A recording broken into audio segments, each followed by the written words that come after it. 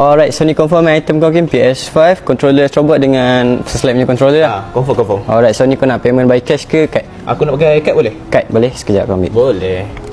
Okay, so total kau ni okay, kau boleh type kat sini Kim. Boleh.